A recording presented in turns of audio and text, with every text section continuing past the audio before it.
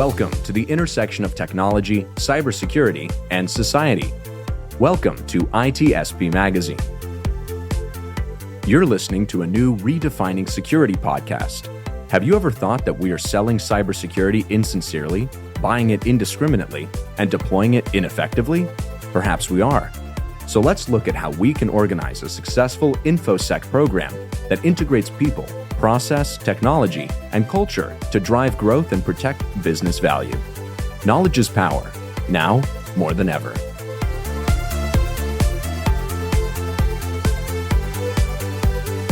HITRUST is a leading data protection standards development and certification organization that strives to safeguard sensitive information and manage information risk for global organizations across all industries and throughout the third-party supply chain. Learn more at hightrustalliance.net. Imperva is the cybersecurity leader whose mission is to protect data and all paths to it with a suite of integrated application and data security solutions. Learn more at imperva.com.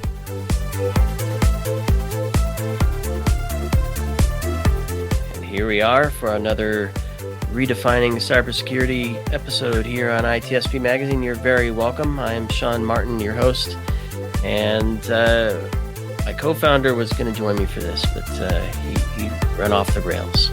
I'm joking, but Marco and I have talked a lot about maritime security and aerospace security and autonomous car security, and we've heard bits and pieces of rail security, or the lack thereof, over the years, but we've not had an episode about this topic yet. And a request came through, or a suggestion came through to talk about rail security, and I said, let's do it. And Amir Levintal, thanks for joining. Thanks for putting that submission through, and excited to have this chat with you. Thank you very much, Sean. I'm excited as well to be here. Thank you for hosting me. Yeah, and I suspect I'm going to learn a lot, because I have a very dangerous view of what's involved in the railway system. Very high level is that there's rail for cargo, rail for transport, and then that might be nationwide in different countries, and then you have regional systems as well for subways and other things like that. And some are sophisticated, some are not. I'm thinking the not ones being the cable cars in San Francisco, for example. Not too much technological sophistication there, but others, I presume, are even more sophisticated in ways most of us can't think of. And I'm excited to get into all of this. Before we do, though, Amir, a bit about yourself, your role, and why this topic. Sure. So my name is Amir, as you mentioned. I'm the CEO and co-founder of Silus. Prior to that, my background is from the Israeli military service. I served for 22 years in the main technological unit, elite technological unit of the intelligence corps in Israel, and I led the cybersecurity team there. So me, and together with my co-founder and most of the people in the company, came with vast experience in cybersecurity. And at Silus, we are doing cybersecurity only for the rail industry. And the reason why we chose this topic to deal with is that when I retired from the military service in 2017, I spoke with many people from this industry, and we experienced that this industry overgone a huge digitalization process over the years, and trains became autonomous. And when we say autonomous in trains, you mentioned before the automotive industry. We all speak about this industry, that it will become autonomous in a few years.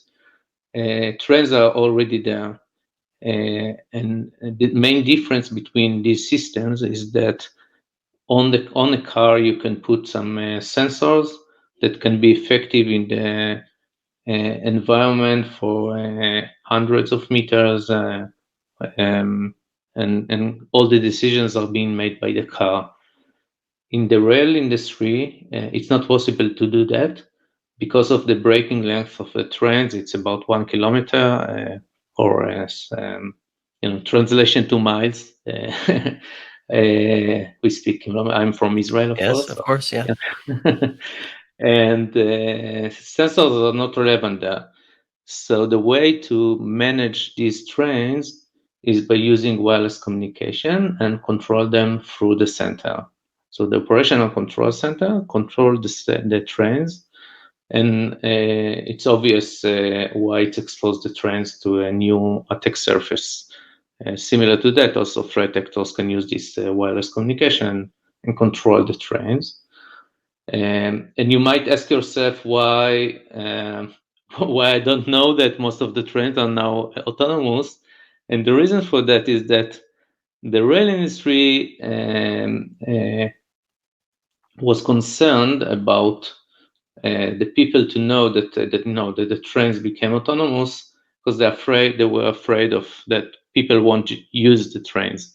So it's not common knowledge that trains, even if there is a driver, sometimes he doesn't do anything and he's there only because of some other reasons of They're making there sure. to feed the coal into the thing. Well, let's so many places to go with this already. Well, actually, I want to go back a second because this is a slightly off topic, but I'm interested in this. Maybe to set the stage in your thought, because there are companies that build security solutions, and those solutions are very abstract, right? They do something specific, but try to do it for everybody. And I've seen a movement to have ICS specific protections and maybe all the stuff that goes with it, risk and detection, protection, response capabilities specific to ICS. And I'm wondering your position to take even more specific railways. And my question is, why the value of being so specific? Do we need more of that in the industry for other areas? And why is that? And my sense is that it's because there are specific systems and communication frameworks, and I'm not going to sound intelligent here, but things that are different in the railway world that separate it from autonomous cars or from aerospace and things like that. Yes. Okay, it's a great question. And let's go back 15, 20 years ago, where all the solutions were like firewalls, antiviruses, unidirectional gateways, the regular IT solutions that were these security measures fit all the IT environment. But then, as you mentioned, there is the ICS environment, which is different from the IT environment because of many reasons, but part of the important ones are, one, it uses different technologies like SCADA technologies and other OT technologies that one can attack, and it's not a regular IT environment, so with different attack vectors and vulnerabilities. And the second thing is that there are some needs for understanding in operations, because in the IT environment, the way to secure is whenever there is a new vulnerability that is found, you update the system and you are secure. In OT environment, operational environment, you cannot do that because in operations usually, if everything works, don't touch, and if there is a vulnerability but nothing happened, so the way of working is not to make updates. So there is a dilemma there of if you want to update or you want to continue operations. Usually they continue the operations. So this narrowed down narrowed down the market of the IT cybersecurity into different OT verticals. When the market became more mature, now in recent years, the market became more mature than that, and specific technologies in medical environment, automotive environment, started to become vulnerable, or attackers found vulnerabilities and started to attack those systems. And the next level of maturity the next level of attack vectors needs to have next level of security measures. And these security measures are vertical specific. So we decided to do it in rail, but there are a lot of other verticals and a lot of other technologies that are vertical specific and should be protected. And it's also same here. It's different technologies. So the rail technologies are totally different than other ICS systems. Just as an example, trains are a kind of moving data center. So it's a data center that is moving between stations and reconnect every station. So you need different technology for that. But there are also other reasons why the technology is different, and also the way of operations, the business logic of operating such a system is different. So, for example, safety is the top priority for rail. So they have fail-safe mechanism that whenever something is going wrong, the train will stop. You need to, in order to provide the best solution for this industry, you need to understand the business logic and to refer to that with your solution. It's a long answer, but I hope that it answers. That's perfect and raises many more questions for me. Yeah, just that whole visual of it's a data center moving between stations. Because when we talked about maritime, the view we got was there's this world of boats, some commercial, some non-commercial, but they're all kind of controlled through satellites and sat nav, and there are systems that define what's on the ship, who's on the ship, where it's headed, what its objective is, where it is at the moment. And I'm wondering, is there something similar for the train systems? And my burning question is, does it look different between cargo systems and nationwide passenger systems versus like regional subway systems, where some of those above ground ones you might leverage sat nav technologies, where the underground ones not going to help too much probably. So maybe, I guess my question is, can you paint a picture visually for us of the infrastructure that kind of controls these trains? What's on the train, what's at the rails, what's in the sky, what's at the stations? Yes, sure. I'll try to simplify that because it's really these are really sophisticated systems. So, but let's take some examples. Or let's talk first about the principles, and then I'll give some examples. The principles are that there is the infrastructure that control the routes. So this is called the system called signaling, and the rolling stock that are going over the tracks. The signaling is being controlled from the control center. So there is usually per area or per zone control center that control in this region.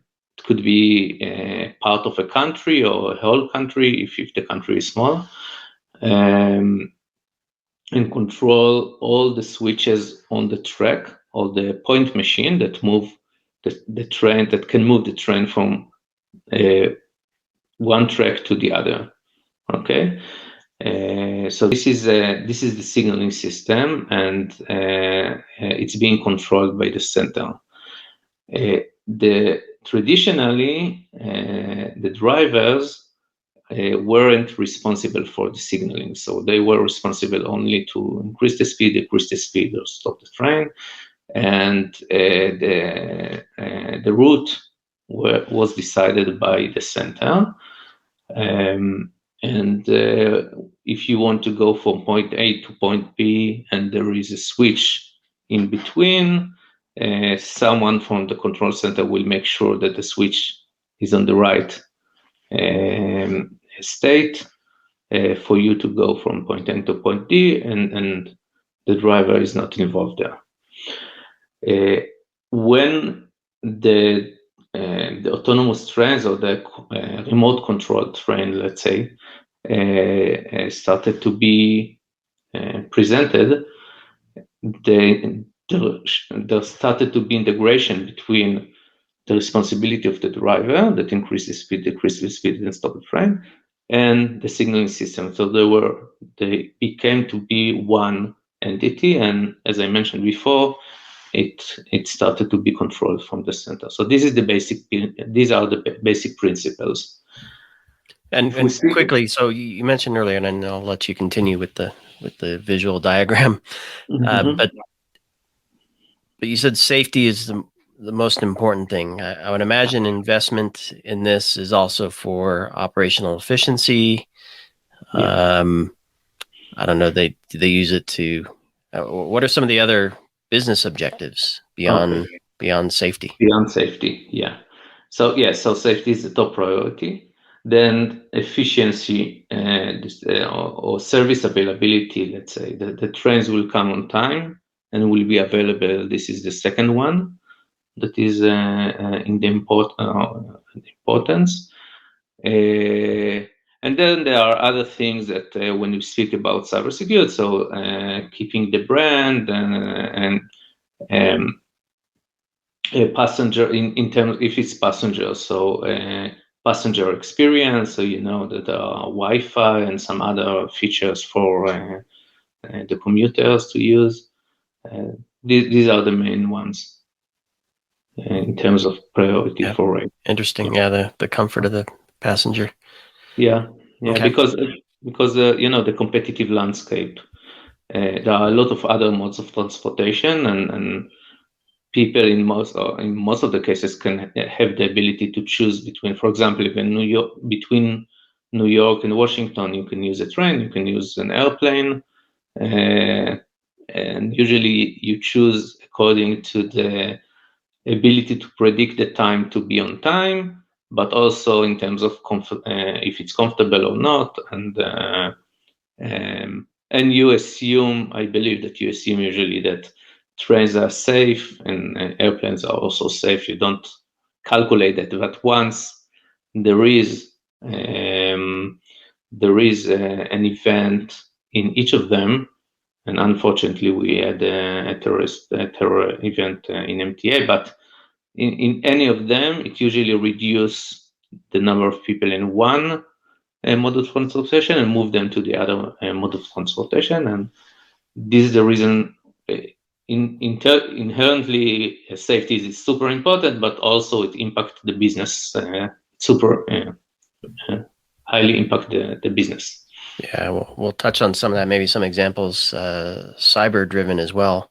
Yeah. Obviously the MTA one, that's recent in our minds. First thing that came to mind with the cameras was the camera disablement cyber issue. It doesn't appear to be, based on my layman's understanding, but first thing that came to mind for sure. So back to the visual diagram of the infrastructure. So if you keep going. So we spoke about signaling. We spoke about rolling stock. We spoke about the convergence between signaling and rolling stock over the years.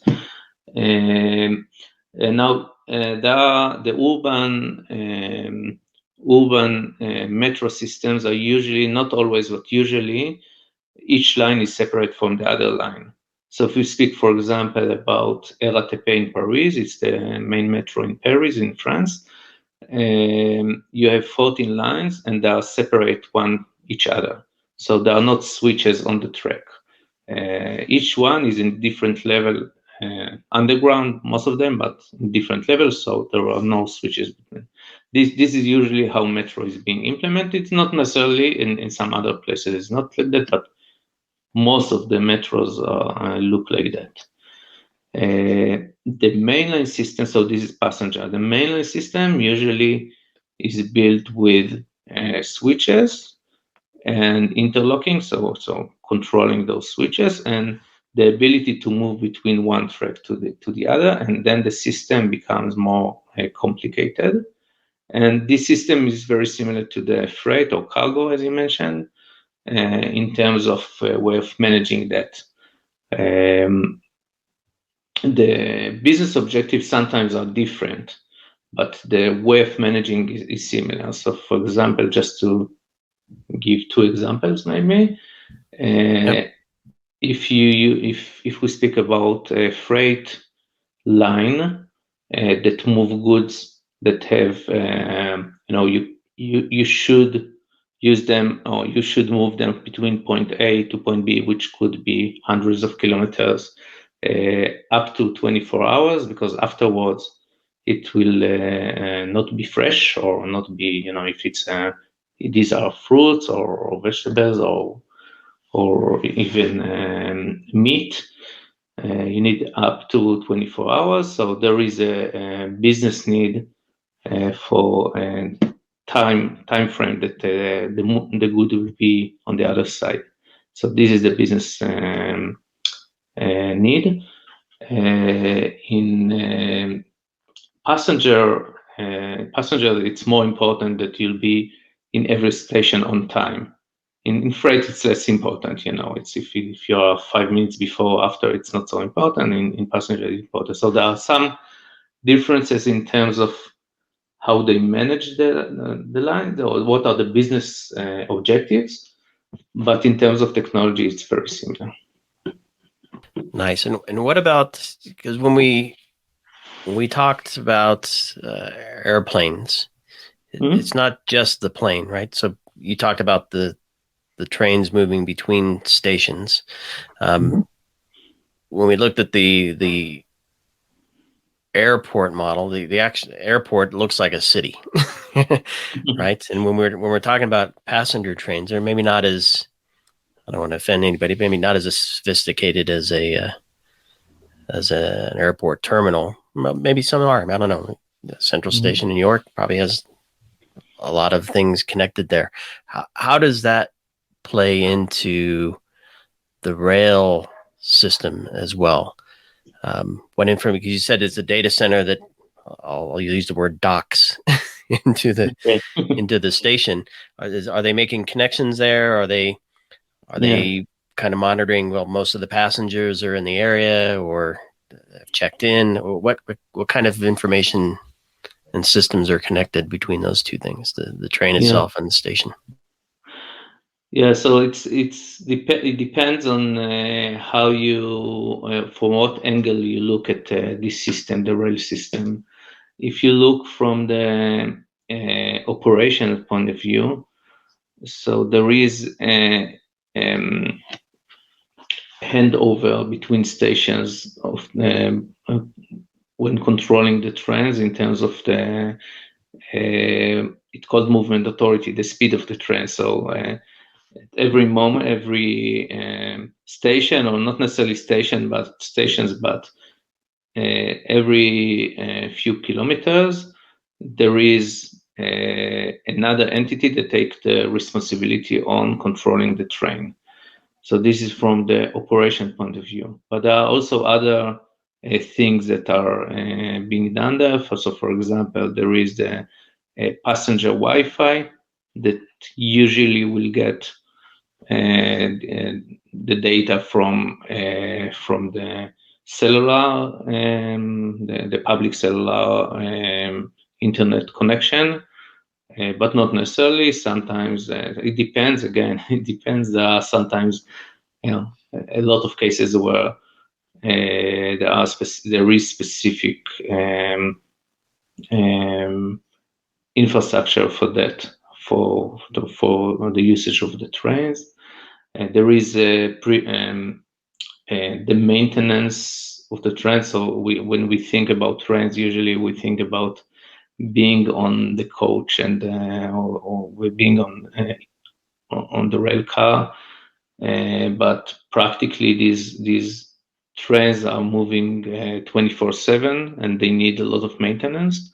So there are some channels to control the trains and to monitor them, to provide preventive maintenance, predictive maintenance through wireless communication. So this kind of information is going from the train to the station and to monitor that. The video card, the CCTVs are being sent to the stations, and a lot of other information is being transferred from and to the trains. And I know some passenger systems, they like in the trying to remember which one does which. Maybe some lines do different things, but I think in Paris, some doors open automatically. Otherwise, you have to press a button. In New York, you have to lift the lever. Some of them open automatically. Yeah. Is that controlled? Must be controlled by a system, or is that a just purely mechanical thing? Yeah, so it evolved over time. There are, so for example, line 1 in Paris, it's fully automated, so without the driver at all. And then the train should stop in the specific place where it should stop with sensors and so on. And then the doors should be opened automatically. So there is a communication between the train to the wayside, to the station itself, and of course to the control center. All of these things are automated and are based on high-end technology. Some of that is, we don't speak as of now still about cybersecurity, but I believe that the audience understand that the more the technology, the system is sophisticated, the attack vector, the attack surface is broader. Yeah, and I think just the more systems, the more sensors, the more data, the more complex, right? So I think, I think I have a decent view. I'm sure there's much more involved, but I think we've made the point that there's a lot going on here, and I think you've also made the point that more things that may have been physical and manual have become digital and automated, and all of them connected together more. So maybe let's talk a little bit about the exposure. So just the pure complexity of it introduces the risk of error, right? The system error in general, human error if they interject where they're not supposed to, or where they're supposed to be there and they don't do their role, their part right. So maybe talk to me a little bit about the exposure and maybe some of the risks that come with that exposure. I don't know, examples of, maybe the San Francisco train, or I think there's one in Dublin as well that had some issues. Yeah. So the attack surface is very broad. So we spoke about Wi-Fi or wireless communication that is obvious, why it exposed the system to attacks. You spoke about insider threat. Let's talk about the ones that are very specific for the rail industry. One of them is, I mentioned before that safety is the most important thing for rail. And one principle that is very important in rail is fail-safe mechanism. The fail-safe mechanism is a mechanism that says that whenever something goes wrong, the train will stop. This is the default mode of a train is to stop, and which is safe. So if there is a process of communication between an element in the infrastructure to the train or to the switch on the tracks, and one of the messages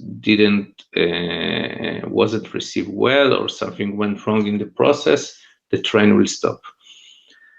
This kind of mechanism is perfect for safety, but threat actors might use this mechanism to make a denial of service. So the easiest way to do it is just to inject a command in this system, and then the train will stop. And if you do it every 1 hour, every 1 day, every day, we can imagine what could happen in a city or in an intercity environment.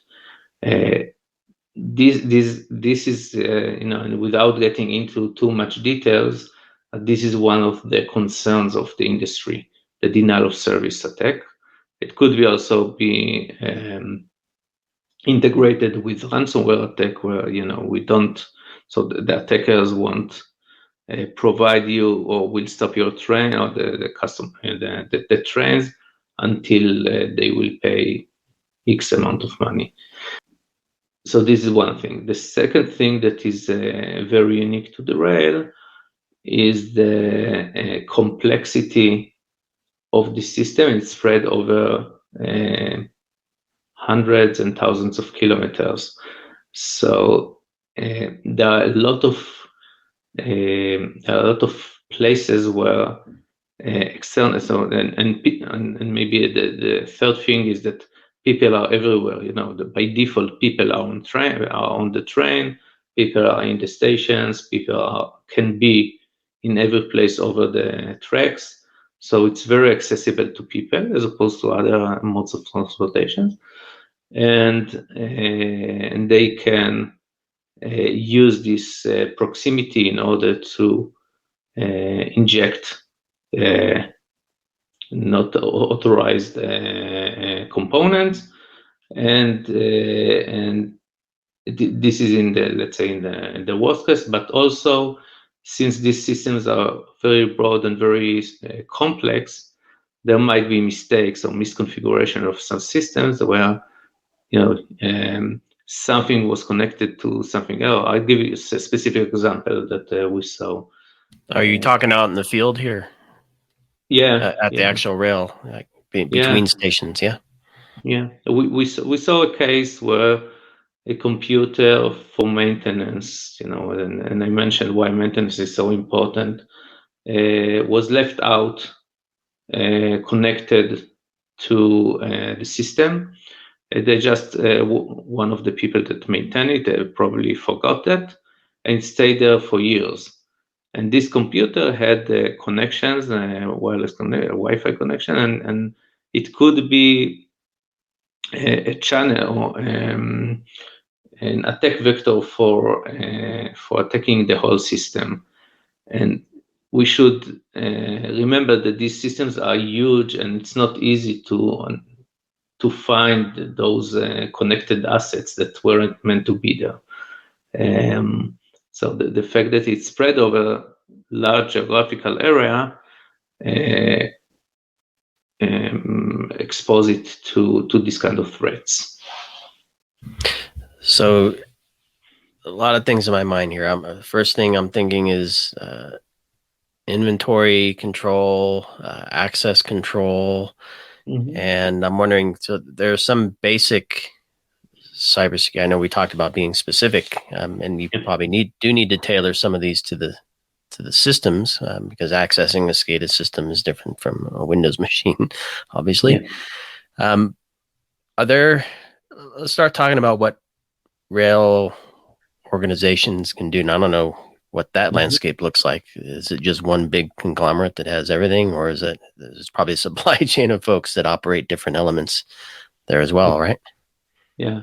So as in all other industries, also in this industry, there is no silver bullet. So you need to have defense in depth in different layers to protect your system and so on. But let's talk about the important things to do. The third thing that is very important, as you mentioned, is the inventory, asset inventory, to understand what you have in the system, but not what you have in the Excel files from the 80s, when the system was installed, but what practically you have in the system. It's very important. And the best way to do it is by looking at the communication and monitoring the communication in a holistic way, and looking for communication that weren't meant to be there. So I think this is the most important thing, and usually when we speak with a customer, this is the main gap, to understand what you have, because once you understand what you have in the system, you can manage the threats. And once you have this visibility, there are other layers on top of that you probably want to implement. So let's talk about two main things. The first one is threat detection. So it's similar to the IT world and the OT environment. Also in rail, you want to understand what are the threats, but it's more important to understand what to do with these threats, because in the rail industry, there is a lack of talent of cybersecurity. So it's important to understand, not to do only in terms of cybersecurity, but also in terms of operations. Should I stop the train? Should I go physically to the place where the threat is, and what should I do there? Should I download the memory or whatever needed to be done? So this is the second thing. And surprisingly, we experience that most of these systems are like, and I'm speaking about the OT networks, are usually flat systems, so everything can speak with everything. Segmentation is a very important thing. So even if you have an attack on one zone area, you don't want that it will be spread over the other zones.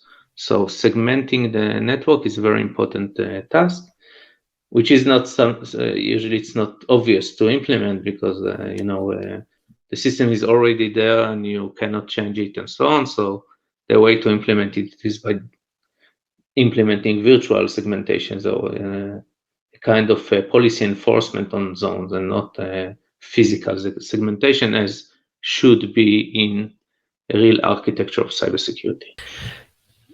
So I'm wondering, are there things that exist that can prove beneficial? Because clearly the goals for rail are to move things and people between places safely, right? Mm-hmm. And then on time. You don't want your meat spoiling or your milk spoiling. And so those goals exist, but the threats that could impact those goals in the railway system, as you're pointing out, look very different there than they do within the traditional IT world. Are there models like I'll just say CIA, or frameworks like the NIST, CSF, mm-hmm. that can be applied through the lens of the rail objectives, and more specifically the threats that can impact those objectives? And mm-hmm. So maybe talk a little bit about that, and maybe as part of that, is there a rail ISAC? Because I know there are a number of sector ISACs that help share threat information and things like that. Yeah. Okay. So there is a framework. It's called TS 5701. It's a technical specification that will become the global standard of IEC, I believe, that next year. But it's now a technical specification by Senelec. It is derived from, it's based on a standard called 62443, which is common in the industrial environment.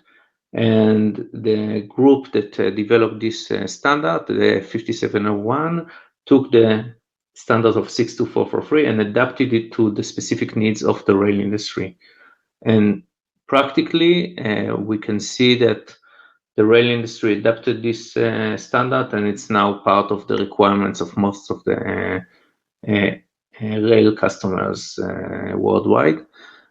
So this is the framework, and it speaks about the way, the best way, or the framework, as you mentioned, to manage the risk that is specifically related to the rail, and we mentioned some example before. With regards to ISAC, yes, there are some ISAC. So there is the ER ISAC, the European ISAC, for sharing information between rail companies, and they share information between them about threats. It can be improved, but at least there is something that started to work, and I'm sure that it's in the process of becoming a very effective mechanism to share information, and to work that the rail companies will work together against, or to protect themselves against, the threat actors. I think also in other places there are initiatives like that, but I think that Europe is the most progressive area in this term of ISAC. Got it. Love it. Thanks for that. And hopefully you can share links to some of those standards that you mentioned, Sure. so we can share that with our audience. And as we wrap, Amir, maybe you talked about Europe being most progressive. In that sense, I'm wondering, are there examples you can share? Things that come to mind are like the fast rail in Japan, or I know Singapore is very sophisticated from a technology perspective. Are there examples where a particular region or type of rail system has actually gone? Because I know there's a lot of legacy stuff here that's now all of a sudden connected and being used in ways that maybe wasn't initially used for. Are there examples where a system has leapfrogged and transformed the way it's designed, architected, built, managed, where safety with cybersecurity built in exists? Or are we not there yet? So there are some security measures that were integrated over the years, but we should remember that even if you deploy today a rail system whenever you deploy it, it's usually has been developed over the last 10 years, and the architecture was defined 10 years ago. So imagine, we are now in 2022. The architecture was finalized in 2012, where there were back then there was an understanding about cybersecurity and what should be done, but it's not in the same level of understanding as of today. So we can see security measures in those systems, in the new systems. So, for example, in deployments in urban environments and so on, but still there is a gap, because the main concept maybe something that it should be highlighted. The concept of operation, or the trends in operations are meant to be there 30 years or maybe more than that. And the testings and the development testing, assurance and so on takes a lot of time to make sure that all these systems are stable and nothing will change over time. So part of that is that you don't change anything over time, as opposed to cybersecurity, where it's the opposite. It's dynamic. The threat landscape is external to the rail, so it's changing over time. And actually, the way to implement cybersecurity by design is to provide a layer that will allow you to manage the dynamic of the external world without changing the internal system, which should be working over time for years. This is the model that is being implemented now, but still it takes time to be integrated into the rail system. It's not, not in the coming years. Right. I wonder if there's a lesson there to be learned for IT environments. I don't know. They're very, very dynamic, those environments. I don't know if making them more static is the right answer, but interesting. Well, I could talk to you for hours, Amir. I mean, you've been very insightful, very educational, at least for me. Hopefully all of our listeners picked up some good things here as well. Clearly not everybody works in railway, but a lot of this can be applied to other systems, certainly ICS and OT in general. But I back to the very beginning, I like that there's a specific view of this for this sector and for these systems.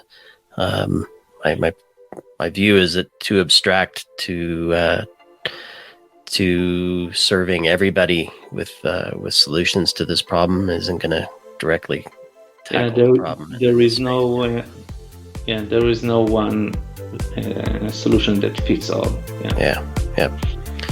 So thank you, Amir, for this conversation, and perhaps you'll join us again later as new developments occur, and hopefully we'll find a chance to meet in person sometime. And for everybody listening to this episode, there will be links in the show notes to connect with Amir if you like, and some of the standards that he mentioned, and any other resources he thinks would be useful for you to tap into. So thanks everybody for listening. Thank you, Amir, for joining me here on Redefining Cybersecurity on ITSP Magazine. Thank you very much, Sean. It was great being here, and thank you for all the great questions, and I really enjoyed this session. Thank you very much. Yep, me too. My pleasure. Imperva is the cybersecurity leader whose mission is to protect data and all paths to it with a suite of integrated application and data security solutions. Learn more at imperva.com. HITRUST is a leading data protection standards development and certification organization that strives to safeguard sensitive information and manage information risk for global organizations across all industries and throughout the third-party supply chain. Learn more at hitrustalliance.net. We hope you enjoyed this episode of Redefining Security podcast. If you learned something new and this podcast made you think, then share itspmagazine.com with your friends, family, and colleagues. If you represent a company and wish to associate your brand with our conversations, sponsor one or more of our podcast channels. We hope you will come back for more stories and follow us on our journey. You can always find us at the intersection of technology, cybersecurity, and society.